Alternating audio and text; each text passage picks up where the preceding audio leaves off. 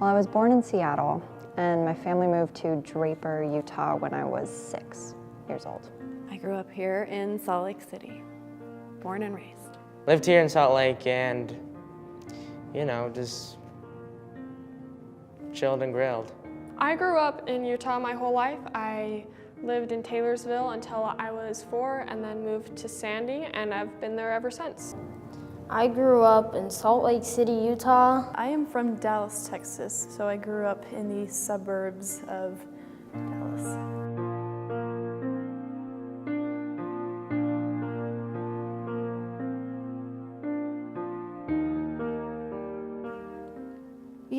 I think some of my fondest memories are of family reunions up in Teton Canyon.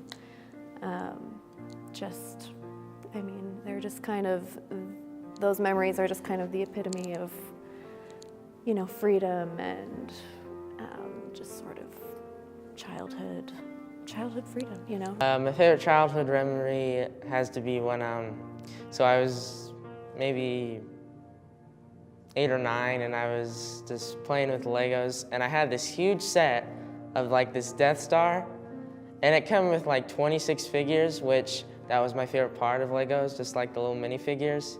And so I was overloaded with minifigures. So yeah, it's pretty awesome.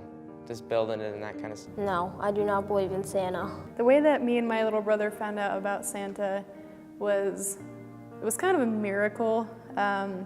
My mom and my little brother and I just got done grocery shopping, and we were taking everything from the cart and about to put it in the trunk. And we popped open the trunk, and there were just all these gifts, and I was like, how is this possible? The Hannah Montana CD album? How did this happen? He knew.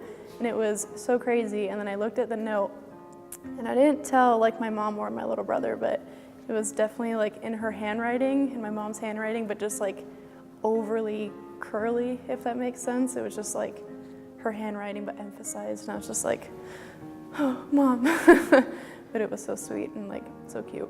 I actually was never told that Santa was real. My whole life I grew up with my parents telling me that, yeah, he's not real, just don't tell any of your friends that he's not real. So I never really got that whole experience of Santa being legit. I don't think I can pinpoint an exact moment when I lost childhood innocence, because I was that kid who was 30 from the time they were born. So things definitely changed as I got older. I grew up, moved out, lost certain pieces of my childhood the whole time I was growing up, but I can't pinpoint an exact moment when innocence shattered, if that makes any sense. The first time that I really realized that my sense of imagination and realization of how kind of dark the world can be was probably when I was 10, and I found out my older cousin, and I looked up to her my whole life. I found out that she was addicted to drugs, and I would have never guessed what she was doing. I just kind of thought, oh, she's awesome. I'm gonna follow after her every step I take. And then next thing I knew, she was in jail, and that's when I kind of backed up a bit on that.